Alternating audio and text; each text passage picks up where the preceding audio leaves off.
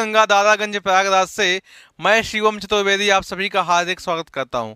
तो मित्रों, हम लोग जैसे कि पढ़ रहे हैं क्या संस्कृत गंगा का प्रश्न पत्र गंगा नाम का जो एपिसोड चल रहा है, जो कि पिछले 1 सितंबर से चल रहा है। तो इसी एपिसोड गंगा में हम लोग प्रश्न पत्र गंगा को देख रहे हैं। आज एपिसोड नंबर 9 है प्रश्न पत्र गंगा का, और आज लेके आया हूं, मतलब इसके पहले गौरव जी पढ़ा चुके हैं जुलाई 2018 का प्रश्न पत्र। किसका? जुलाई 2018 का प्रश्न पत्र 1 से लेकर 50 तक। अब मैं 51 से लेकर के 100 तक के जो प्रश्न हैं उनको लेकर के आया हूं। तो आइए हम देखते हैं इनके प्रश्नों को। तो जैसे 51 नंबर का जो प्रश्न है वह इस प्रकार है। इसको थोड़ा मैं वो कर देता हूं जिससे कोई दिक्कत ना हो, है ना। तो चलिए, कोई बात नहीं, अगर ये नहीं हो रहा है तो तर्क भाषा रीत्या समवायस्य प्रत्यक्ष ग्राह्यत्वे इंद्रियार्थ सन्निकर्षः कः। क्या बोला है? दूसरा प्रश्न आ गया, हाँ, कि तर्क भाषा रीत्या समवायस्य प्रत्यक्ष ग्राह्यत्वे इंद्रियार्थ सन्निकर्षः कः, कि तर्क भाषा के अनुसार समवाय के प्रत्यक्ष ग्रहण में कौन सा इंद्रियार्थ सन्निकर्ष होगा।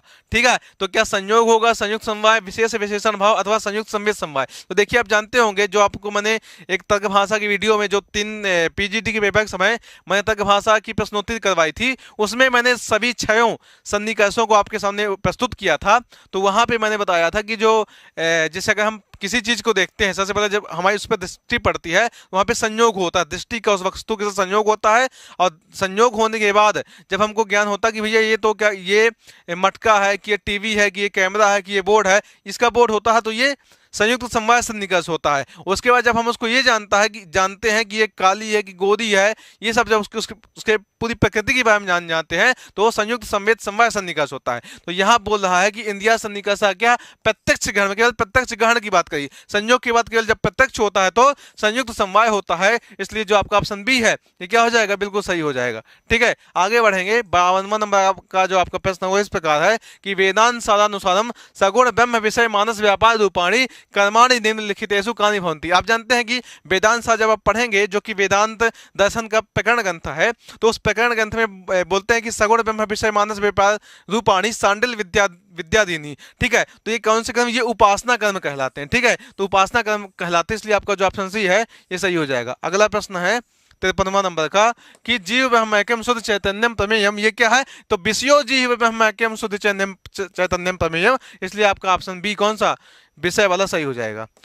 54वां नंबर का है समष्टि ज्ञानोपहितम चैतन्यम किम होती है। जो पिछले वीडियो में जो हम लोग जब आए थे उसमें भी इस प्रकार का प्रश्न पूछा था पिछले साल, मतलब अभी तो हम शायद दिसंबर देख रहे हैं, तो दिसंबर नहीं, जून देख रहे हैं, तो जून के पहले जो हमने शायद दिसंबर देखा था 18 को, उसमें ऐसा था। तो समष्टि उपहितम चैतन्यम किम भवति। तो देखिए, आप जानते हो कि समष्टि से उपहित चैतन्य ईश्वर होता है, और व्यष्टि से जो होता है वो क्या कहलाता है? प्राज्ञ कहलाता है। इसलिए कि यहाँ पे समष्टि पूछा गया है, तो आपका ऑप्शन बी ईश्वर वाला सही हो जाएगा। अगला प्रश्न है 55 नंबर का, वो इस प्रकार है कि अतत्तो अन्यथा प्रथा किम उच्यते। तो विकारा इति उदीरितः। अतत्तो अन्यथा प्रथा विकारा इति उदीरितः नहीं, विवर्त इति उदीरितः है, और सतत्व तो अन्यथा प्रथा है विकारा इति उदीरितः। तो यहाँ पे क्या है? अतत्व तो अन्यथा प्रथा, तो क्या हो जाएगा? विवर्त वाला जो आपका ऑप्शन है ये वाला बिल्कुल सही होगा। अगर यहाँ पे आगे जगह सा लिखा होता तो यहाँ पे विकार हो जाता। ठीक है, लेकिन यहाँ पे आद लिखा हुआ है, इसलिए आपका ऑप्शन बी सही हो जाएगा। ठीक, आगे बढ़ेंगे। 56वां नंबर का आपका जो प्रश्न है वो इस प्रकार है कि ब्रह्मसूत्रम इत्यस्य ग्रंथस्य रचयिता को अस्ति। कि जो ब्रह्मसूत्र है इस ग्रंथ के रचयिता कौन है? तो वादायन पाराशर शंकराचार्य की जैमिनी। देखिए, शंकराचार्य का सांकर वेदांत मिलता है, लेकिन ब्रह्मसूत्र की जो बात आती है तो यहाँ वादायन का नाम आता है, जो जिनको व्यास भी कहते हैं। तो वादायन वाला ऑप्शन आपका ए सही हो जाएगा। आगे बढ़ेंगे। 57 नंबर का प्रश्न है कि शारीरकम इति नामना किम भाष्यम प्रसिद्धम अस्ति। कि शारीरिक इस नाम से, शारीरक इस नाम से कौन सा भाष्य प्रसिद्ध है? तो आप जानते होंगे कि जो शारीरिक भाष्य है वह ब्रह्मसूत्र का भाष्य है, इसलिए जो आपका ऑप्शन सी है ये सही हो जाएगा। अगला प्रश्न है 58 नंबर का कि दृष्टवद आनुसविका इत्यस्मिन् सांख्यकारिका प्रयोगे आनुसविका इत्यस्य पदस्य को था। कि ये जो दृष्टवद आनुसविका है, जब आप किसकी, जब आप उसका अध्ययन करेंगे सांख्य कारिका के, सांख्य कारिका में दूसरी या तीसरी कारिका, दूसरी ही शायद है, कि दृष्टवत अनुसविका सही अभिक्षय छाति संयुक्त, तो कुछ विस्मरण हो रहा है, लेकिन वहां पे ऐसी मतलब उक्ति आई है। तो दृष्टवत अनुसविका की बात कहें तो दृष्ट के जैसे आनुसविक, तो आनुसविक का तात्पर्य यहाँ पे केवल श्रुति से है, ना कि स्मृति वेदांग और पुराण से, ठीक है। तो दृष्टवत वहां दृष्ट कहने से लोक का और आनुसविक कहने से वेद श्रुति इत्यादि का बोध होता है, इसलिए आपका जो ऑप्शन कौन सा ए है ये बिल्कुल सही हो जाएगा, श्रुति। 59 नंबर का आपका प्रश्न है कि अव्यक्तम कीदृशम भवति, कीदृशम भवति, कि अव्यक्त जो होता है वो कैसा होता है, तो सक्रिय होता है, निष्क्रिय होता है, आश्रित होता है कि सवयव होगा। तो देखिए जो अव्यक्त होता है, तो अव्यक्त के बारे में आपको बता दूं कि अव्यक्त जो होता है वह है कैसा, सक्रिय होता है। कैसा होता है वो, सक्रिय होता है। व्यक्त अव्यक्त जो होता है वो कैसा होता है, अव्यक्त नहीं, क्षमता, अव्यक्त जो होता है वह अव्यक्त निष्क्रिय होता है। अव्यक्त जो होता है निष्क्रिय होता है, और व्यक्त तथा प्रधान जो होते हैं यह सक्रिय होते हैं, ठीक है। तो जो व्यक्त होगा वो सक्रिय होगा और जो अव्यक्त होगा वह निष्क्रिय होगा, इसलिए आपका ऑप्शन जो है बी निष्क्रिय वाला बिल्कुल सही हो जाएगा, ठीक है।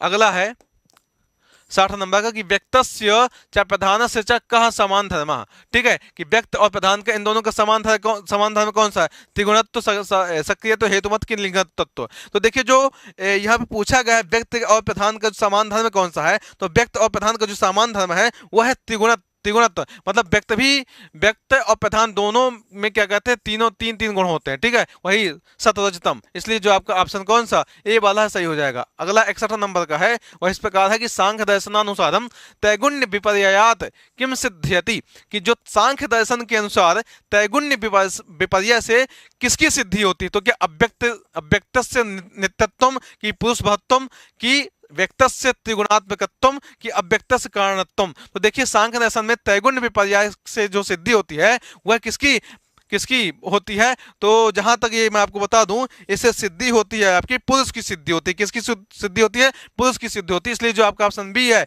वो सही हो जाता है। कहीं कहीं क्या है, पूरा पढ़ा हुआ है, लेकिन कहीं कहीं ऐसा होता है कि शंका ना रहे, हमारे मुख से कुछ गलत ना निकले और आप गलत ना पढ़ लें, क्योंकि अगर परीक्षा में आएगा एक नंबर, अगर आपका एक नंबर से अगर गलत हो जाएगा तो आप वहीं पे हमको गरियाना चालू कर देंगे, ये शिवम वाह, अगर गलत ना बताया होता तो हम गलत ना किए होते, और ना गलत किए होते तो हमारा रिजल्ट अच्छा आता। इसलिए थोड़ा देख लेना आवश्यक है, देख लेना सही है, लेकिन गलत बताना सही नहीं है। इसलिए आपका जो ये वाला ऑप्शन है सांख्य दर्शनानुसार त्रैगुण्य विपर्यायात किम सिद्ध्यति, तो पुरुष बहुत्तम सिद्ध्यति, तो इस प्रकार से आपका ऑप्शन बी सही हो जाएगा, ठीक है। आगे बढ़ेंगे, 62वां नंबर का आपका प्रश्न है कि अधस्तनानाम केन सह कस्य संबंधः समीचीनाम तालिकाम चुनुत, कि अधस्तन जो तालिकाएं हैं, अधस्तन जो यहाँ पे दिया हो तो उनमें किसके साथ किसका संबंध है, तो समीचीनाम तालिकाम चुनुत, ठीक है। तो यहाँ पे दिया हुआ है, तो देखिए मिथ्या ज्ञानम अतत रूप प्रतिष्ठम विपर्ययः, ठीक है, ये विपर्यय का होगा। अब एक ठो मिल गया तो ए का 3, तो ए का 3 कहाँ पे है, इसमें है, तो मतलब आपका जो ऑप्शन ए है ये क्या हो जाएगा, बिल्कुल सही हो जाएगा। आगे बढ़ते हैं, 63वां नंबर का है कि यथा मधुकर राजमच्छिकाम उत्पतंतम अनुत्पतंती निविशमानम अनुनिविशन्ते तथेन्द्रियाणि चित्त निरोधे निरुद्धानि इत्येष, तो ऐसा व्याख्या कस्य योगांगस्य व्यास भाषानुसारेण।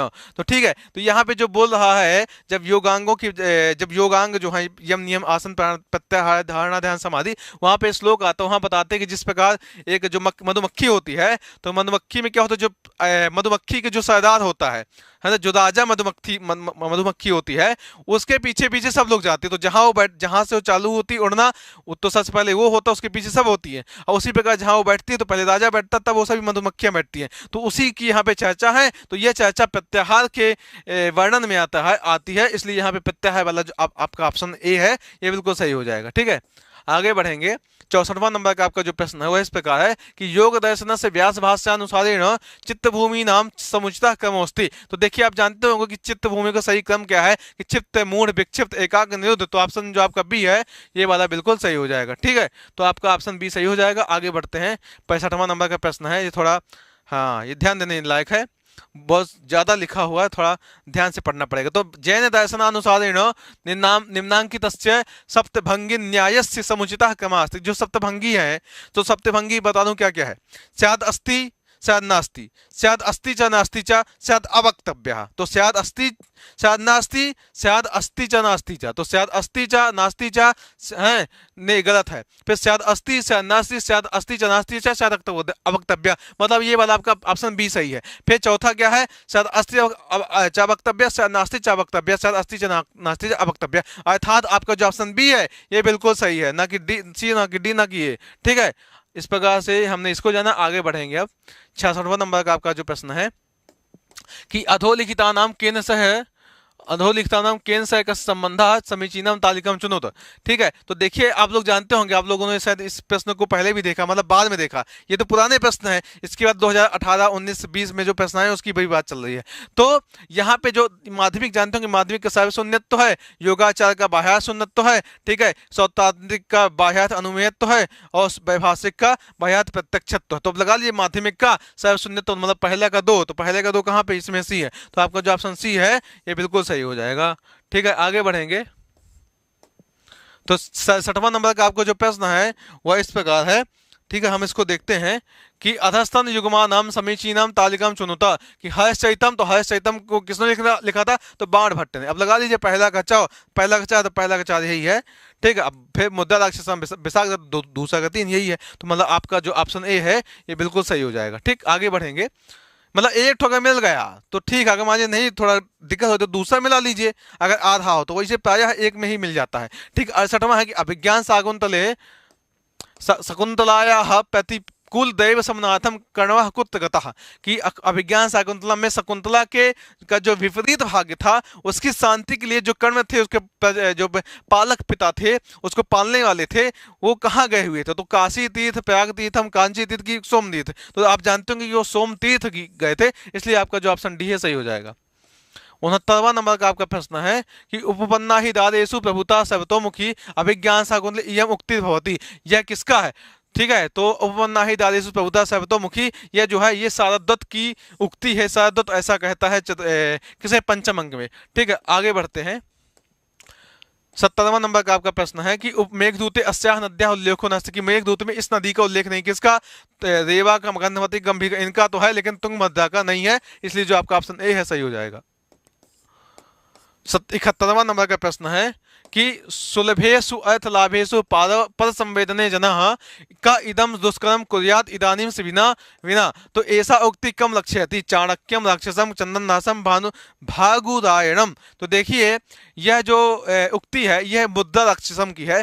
तो मुद्रा राक्षसम में चंदन दास के विषय में क्या कहते हैं, ये जो चाणक्य है चंदन दास को मतलब पसंद करते हैं, बोलते हैं कि वो किसी के परिवार उसके पास होता है तो बोलते हैं कि उसका परिवार मेरे हवाले कर दे। तो चंदन दास कहता है कि भैया मैं आप चाहे सब लूट लीजिएगा लेकिन मैं दूंगा नहीं आपको।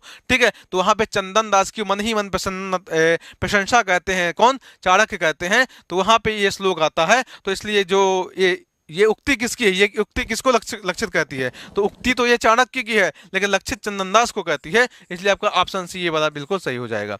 ठीक है, आगे बढ़ेंगे। 72वां नंबर का प्रश्न है वो इस प्रकार है कि मृक्ष कटिके विदूषक नाम भवति, जानते हैं मैत्रेय है। ठीक, आगे बढ़ेंगे। 73वां नंबर का कि निपीय यशक क्षिति रक्षणा तथा कथा तथा दियंते न बुधा सुधाम अपि इति कस्य कथा अत उल्लिखिता। तो जानते होंगे कि नलस्य, नल की है कि निपीय यशक क्षिति रक्षण तथा दियंते बुधा सुधाम अपि नलस्यतच्छत्तित कीर्ति मंडला सदा सीरासीन महसा महोज्ज्वला। तो यहाँ पे नल की क्या कहते हैं कथा उल्लिखित है, इसलिए आपका जो ऑप्शन डी है सही हो जाएगा। ठीक है, थोड़ा सा जैसे बोलने में गड़बड़ा जाता है, मतलब जी क्या है कुछ चीजें स्मरण में रहती है, स्कीमा में रहती है, लेकिन बोलने में कभी कभार उदाहरण देने में उनका समुचित उल्लेख मुख से नहीं हो पाता, इसलिए उन सब त्रुटियों को ध्यान में न रखते हुए आप केवल विषय को ध्यान दीजिएगा तो बहुत बढ़िया रहेगा हमारे लिए, क्योंकि हम अब त्रुटि को देखेंगे तो फिर मजा नहीं आएगा। ठीक है, देखिए जो दोष हो, जो पुरस्कार हो सकते हैं वो हमको शिक्षकों को सभी को करना चाहिए, तो सही है, परंतु विषय को देखिए, विषय की प्रधानता को देखिए। तो किराता जुनिये जैसे लिखा हुआ कि किराता जुनिये प्रधानो रसो अस्थि, जानते ही हैं किराता जुनिये में श्रृंगार के हैया नहीं है, वीर रस है, श्रृंगार रस की चर्चा है लेकिन बाद में 9 शायद 9 सर्गों के बाद में है, तो वहाँ पे वीर रस प्रमुख रूप से है, न कि शांत न कि अद्भुत है। ठीक है, तो आगे बढ़ेंगे। आगे बढ़ेंगे। कौन सा 75वां नंबर का आपका प्रश्न है कि वेणी संहारे दुर्योधन कंचुकी भवती। तो देखिए दुर्योधन की बात कर रहे हैं, तो देखिए वहां पे जयंधर विनयंधर दो है, ठीक है। तो जयंधर और विनयंधर जो दो हैं, तो जो जयंधर है वह है युधिष्ठिर का, और जो विनयंधर है वह है किसका, दुर्योधन का है। इसलिए जो आपका ऑप्शन ए है ये बिल्कुल सही हो जाएगा, ठीक है। आगे बढ़ेंगे। 76 नंबर का आपका जो प्रश्न है वह इस प्रकार का कि अर्पणम स्वस्य वाक्यार्थे परस्यान्वय सिद्धये उपलक्षणा उपलक्षण हेतुत्वाद् एषा साहित्य दर्पणानुसारतः नुसारतः रिक्त स्थानम पूर्यता। कि यह जो श्लोक दिया होगा, ये जो कालिका दी हुई है, इससे किसका, इसे ये जो उपलक्षण ये इससे किसका बोध होता है। तो देखिए कि अपने वाक्यार्थ का अर्पण करिए दूसरे की अन्वय की सिद्धि के लिए, तो यहाँ पे लक्षण लक्षणा होती है, ठीक है। तो लक्षण लक्षण इसी प्रकार काव्य प्रकाश में भी कहा गया है कि जरा थोड़ा भूल रही है, हाँ, स्वसिद्धये पराक्षेपा परार्थम स्वसमर्पणम, ठीक है। तो स्वसिद्धये पराक्षेपा अपनी सिद्धि के लिए दूसरे का आक्षेप, और परार्थम स्वसमर्पणम दूसरे के लिए अपना समर्पण कर दो। तो ये लक्षण उपादान लक्षण और लक्षण लक्षण का वहां पे काव्य प्रकाश में भी इस प्रकार का वर्णन आता है। तो लेकिन ये साहित्य दर्पण की है, जैसे यहाँ पे लिखा हुआ है, तो यहाँ पे ये लक्षण लक्षण की बात हो रही है, इसलिए आपका ऑप्शन ए सही हो जाएगा, ठीक है। आगे बढ़ते हैं। 77 नंबर का जो आपका प्रश्न है कि अधस्तन युग्मानां समीचीन तालिकां चुनता। तो आशंक से यद अग्निम तदिदम स्पर्शक क्षमम रत्नम, ये अभिज्ञान शाकुंतलम की है। एक का तीन मतलब ऑप्शन आपका जो बी है ये बिल्कुल सही हो जाएगा। मतलब 2 का 4, तो 2 का 4 अल्पक क्लेश मरणम, ये मिच्छ घटिकम की बिल्कुल सही। आगे बढ़ते हैं। 78 नंबर का आपका प्रश्न है कि लोके ही लोहेभ्यः कठिनतराः खलु स्नेहमयः बंधन पाशाः इति हर्ष चरिते कस्य मनसी समझ आया था। यह है हर्ष चरित में किसके मन में हुआ। तो देखिए हर्षवर्धन को सपना आता है, सपने में लोग मतलब वो देखते हैं जंगल में आग लगी है, सिंह और सिंहनी को देखते हैं, तो उस प्रकार का क्या कहते हैं उसमें वर्णन आता है हर्ष चरितम में। तो हर्ष चरितम में यह जो किसके मन में उत्पन्न होता है, तो यह हर्षवर्धन के मन में उत्पन्न होता है। तो इस प्रकार से आपका ऑप्शन डी सही हो जाएगा, ठीक है। 79 नंबर का आपका जो प्रश्न हुआ इस प्रकार है कि श्री हीरा सुसुबे जितेंद्रिय चयम मामल्ल देवी चयम इति वार्ता केन संबद्धा। यह जो वार्ता है यह किससे संबंधित है। तो आप जानते होंगे कि यह किससे संबंधित है, यह श्रीहर्ष से संबंधित है। इसलिए जो आपका ऑप्शन सी है ये क्या हो जाएगा, बिल्कुल सही हो जाएगा, ठीक है। प्रश्न नंबर हम कौन सा 79 नंबर का हम लोग प्रश्न देख रहे हैं, ठीक। तो आपका ऑप्शन सी सही हो चुका है। अब हम लोग आगे बढ़ते हैं 80 नंबर पे। 80 नंबर का आ गया कि सबाल आशीर वत्सा चतुर्भुजो मुखेन पूर्णेन्दु निभस्ति लोचना इति शिशुपाल वध से पद्यांश केन संबंधा। ये जो पद्यांश किससे संबंधित है, तो जानते होंगे वहां पे ये जो है शिशुपाल से संबंधित है, न कि श्री कृष्ण से, न नारद से, न रावण से, शिशुपाल से संबंधित है। इसलिए आपका जो ऑप्शन ए है ये बिल्कुल सही हो जाएगा, ठीक है। 81 का है कि वैदेही बंधो हृदय विदधे रघुवंश से अस्मिन पद्यांश से वैदेही बंधु भवती। तो देखिए वहां पे रघुवंश में इस पद्यांश से वैदेही बंधु कहा गया है, किसको, रामचंद्र जी को कहा गया है। मल्लीनाथ ने जो टीका लिखी है, ठीक है, संजीवनी टीका, हाँ संजीवनी टीका यहाँ, तो उसमें जो मल्लीनाथ ने लिखा है उसमें लिखा कि वैदेही है, वैदेहिया जो बंधु का मतलब जो सुहित उसका अच्छा चाहने वाला वो कौन है, वहां पे उन्होंने राम की चर्चा की है। इसलिए वैदेही बंधु से तात्पर्य यहाँ पे मल्लीनाथ के अनुसार राम है। इसलिए जो आपका ऑप्शन सी है ये बिल्कुल सही हो जाएगा। आगे बढ़ेंगे 82 नंबर के प्रश्न में। वो इस प्रकार है कि काव्य मीमांसोक्त कथानुसारम पुरा पुत्रयंती सरस्वती कुत्र तपस्या मासव। कि जो काव्य मीमांसा के अनुसार कि मीमांसा में कही हुई कथा के अनुसार कि पुरा पुत्रयंती मतलब पहले अपने पुत्र की इच्छा करती हुई जो सरस्वती है वो कहाँ पे, कुत्र कहाँ पे, तपस्या मासा तपस्या की, ठीक है। तो विंध्य गिरो, तुषार गिरो, सही गिरो कि मेरु गिरो। तो तुषार गिरो जो बर्फ का पहाड़ था, तुषार है ना, वहां पे उन्होंने क्या किया, तपस्या की थी, ठीक। आगे बढ़ते हैं 83 नंबर में।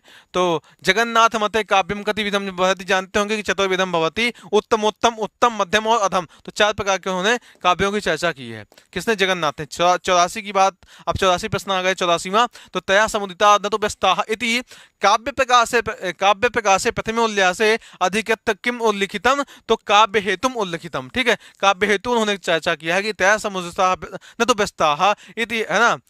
तो अतएव हेतु न तो हेतवः, इस प्रकार से वहां पे ऐसा कहा गया है काव्य प्रकाश के प्रथम उल्लास में। यहाँ पे आया 85वां कि काव्य प्रकाश से उपमेयो हो अभेदे अयम अलंकार भवति। तो अभेद में जहां होता है तो वहां पे क्या हो जाता है, रूपक अलंकार हो जाता है।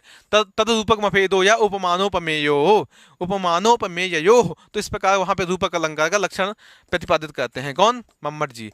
फिर 86 नंबर का आ गया कि आसुका नाट वृत्ति न भवती, इनमें से कौन सी नाट वृत्ति न भवती। तो आरभती होती, सरस्वती होती है, भारती होती, लेकिन अभिधा नहीं होती, अभिधा शब्द शक्ति होती, इसलिए जो आपका ऑप्शन है वो सही हो जाएगा ए वाला। 87 है कि भम धम्य इत्यादि श्लोक ध्वन्यालोके प्रथम उद्योते अस्य उदाहरणम भवति। तो ये उसमें उदाहरण किसका है, तो कहते हैं वाच्य विधि रूपे प्रतिषेध रूप से। वह कह तो रही है कि भैया आप घूमिए, हे पंडित जी आप घूमिए, ठीक है, लेकिन मना कर रही कि आप आना मत, जो आपको कुत्ता परेशान करता था उसको से खा लिया, मतलब ये तो बता तो रही अच्छे तो कि हाँ हाँ आइए आप बिल्कुल घूम सकते हैं, लेकिन ये भी उसको प्रतिषेध कर रही है कि वो पहले तो तुमको कुत्ता परेशान करता था लेकिन अब तुमको साला सरवा खा जाएगा। तो शेर के रूप में मतलब प्रतिषेध रूप कर रही कि आना मत यहाँ गलती से, तो ऐसा कहेगी वहां पे किसको, प्रतिषेध रूप व्यक्त कर रही, इसलिए आपका जो ऑप्शन बी है ये बिल्कुल सही हो जाएगा। 88 नंबर का है कि 10 रूपकतः रिक्त स्थानम पूर्यत, कि 10 रूपक से रिक्त स्थान की पूर्ति करे। तो आनंद निस्संदिषु रूपकेषु व्युत्पत्ति मात्रम फलमल्प बुद्धि योपीतिहासादि वदाह साधु तस्मै नमः साधु परांग मुखाय। तो आपका जो ऑप्शन डी है ये क्या हो जाएगा, बिल्कुल सही हो जाएगा गौरव जी, ठीक है। 89 नंबर का है वो इस प्रकार है कि कटुक औषध वच्छास्त्र मविद्या व्याधि नाशनम। तो इत्युक्ति एषु कस्मिन् अलंकार ग्रंथे अस्ति। तो देखिए जो कटुक औषध वच्छास्त्र मविद्या व्याधि नाशनम ये जो है ये वक्रोक्ति जीवितम नाम के किसमें है, अलंकार ग्रंथ में है, तो इसलिए वक्रोक्ति जीवितम वाला आपका जो ऑप्शन भी है ये सही हो जाएगा, ठीक है। आगे बढ़ेंगे 90 नंबर का जो प्रश्न है कि एषु किम कांडम रामायणे नास्ति। तो किसकिंधा है, बाल है, युद्ध है, लेकिन सीता जी का कांड नहीं है कोई। सीता जी की चर्चा तो सभी जगह है लेकिन कांड नहीं है। 91 है, 91 नंबर कहा कि अस्य महापुराणेषु गणम नास्ति।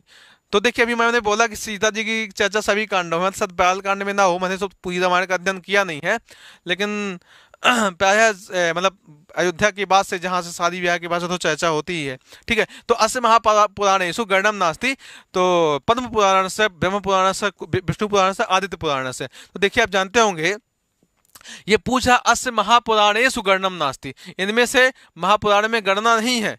किसकी गणना नहीं है, पद्म पुराण की, ब्रह्म पुराण की, विष्णु पुराण की, आदित्य पुराण की। तो जैसे कि गौरव जी आप लोग जानते होंगे कि इनमें जो कुछ 18 पुराण है और कुछ क्या कहते हैं उप पुराण है, ठीक है।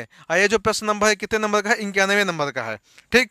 तो जो ऑप्शन आपका कौन सा, टी है, डी मतलब आदित्य पुराण। तो आदित्य पुराण की महापुराणों में गणना नहीं है, क्योंकि जो चलता है मध्योयम भद्वयम चैव व्रतयम व्रत चतुष्टयम अनापलिंग कुस्कानी पुराणानि प्रचक्षते। तो वहां पे अना आ से जो आता है वहां पे आ से अग्नि पुराण का बस आता है, इसलिए आदित्य पुराण का कोई नाम उल्लेख नहीं है, इसलिए जो आपका ऑप्शन डी है सही हो जाएगा। 92 नंबर का प्रश्न है कि एषु किम उप पुराणम ना भवति, कि इनमें से कौन सा उप पुराण नहीं होता है। तो देखिए कूर्म पुराण है, साम पुराण है, कि निसंग पुराण है, कि एकाम्र पुराण है, बताइए गौरव जी।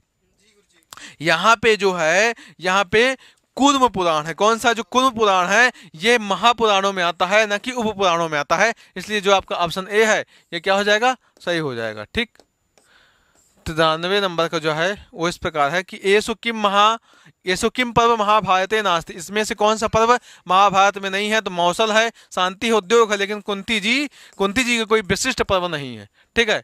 आगे बढ़ते हैं 94 नंबर का है कि कौटिली अर्थशास्त्रे सर्व विद्यानां प्रदीपा सर्व कर्मणाम उपायः सर्व धर्माणाम आशा भवति का अन्वीक्षकी शाश्वत अन्वीक्षकी मता। तो इस प्रकार का वहां पे अन्वीक्षकी की उपस्थापना की गई है, किसमें, कौटिली अर्थशास्त्र में, विद्या समुद्देश्य में। 95 नंबर का प्रश्न आता है कि मनु संहितानुसारम राज्ञः सचिवानां संख्या भवति, तो मनुस्मृति के अनुसार जो राजा के जो सचिवों की संख्या होती है वह होती है 7 या 8, तो 7 या 8 वाला ऑप्शन आपका बी सही हो जाएगा। आगे बढ़ेंगे। 96 नंबर का आपका प्रश्न है कि तमसा बहुरूपेण वेष्टिता कर्म हेतुना अतः अंतः संज्ञा भवन तेते सुख दुख समन्विताः, तो इति मनुवचनम केन संबंधम, तो उद्भिदेन अंडजेन जरायुजेन की स्वेदजेन। तो देखिए वहां पे जो श्लोक आता है वहां पे ये मनुवचन से उद्भिद वाले जो भेद है इसकी चर्चा होती है, इसलिए आपका जो ऑप्शन ए है गौरव जी ये वाला सही हो जाएगा। ठीक है। फिर 97 नंबर का आपका जो प्रश्न है वह इस प्रकार है कि श्रीमद् भगवद गीतायाम कर्म योगा कतमो अध्याय, तो देखिए पहला है अर्जुन विषाद योगो नाम, दूसरा सांख्य, तीसरा कर्म योग, इसलिए जो आपका ऑप्शन बी है तृतीय वाला ये बिल्कुल सही हो जाएगा। ठीक। आगे बढ़ेंगे। 98 नंबर का आपका प्रश्न है कि एपिग्रेफिया इंडिका इति पत्रिकायाः प्रकाशनम केन प्रारंभम, तो देखिए जो ये जो इंडिका जो पत्रिका है इसका जो प्रारंभ किया था वो जेम्स बर्जेस महोदय थे, जेम्स बर्जेस महोदय थे, तो ये जो आपका ऑप्शन सी ये वाला बिल्कुल सही हो जाएगा। ठीक। 99 नंबर का आपका प्रश्न आ चुका है कि धम्म लिपि नाम कस्य लेखेषु प्राप्यते, कि जो धम्म लिपि की बात है ये किस लेख में प्राप्त होता है, तो ये अशोक के लेखों में प्राप्त होता है, इसलिए जो आपका ऑप्शन ए है ये क्या हो जाएगा, सही हो जाएगा। और 100वां नंबर का आपका प्रश्न आ चुका है, अंतिम प्रश्न है ये कि भारतवर्षे दान लेखा नाम उत्कीर्णनम बाहुल्येन कस्मिन् धातु कृतम, कि भारतवर्ष में दान लेखों का उत्कीर्णन जो है बाहुल्येन किस धातु में किया गया है, तो वो क्या लौह धातु में, ताम्र धातु में, धजत में कि स्वर्ण में, तो आप जानते होंगे कि सभी का वर्णन किसमें, ताम्र धातु में किया गया है, इसलिए जो आपका ऑप्शन बी है क्या हो जाएगा गौरव जी, बिल्कुल सही हो जाएगा। ठीक है। तो यहाँ से आज आपके प्रश्न समाप्त हो चुके हैं। ठीक है। और लाइव क्लास सुबह 8 बजे शाम 8 बजे क्लास चली रही है, आप लोग देख रहे हैं, तो आज मित्रों मैं आप लोगों से यहीं विदा लेता हूँ। ठीक गौरव जी, और कोई आपकी दिक्कत नहीं ना है ना, तो चलिए इनकी कोई समस्या नहीं, किसी प्रकार की समस्या नहीं है, तो आज हम लोग आपसे यहीं विदा लेते हैं। पुनः नए प्रश्न पत्र के साथ आपके सामने प्रस्तुत होंगे, तब तक के लिए सभी लोगों को नमः संस्कृताय।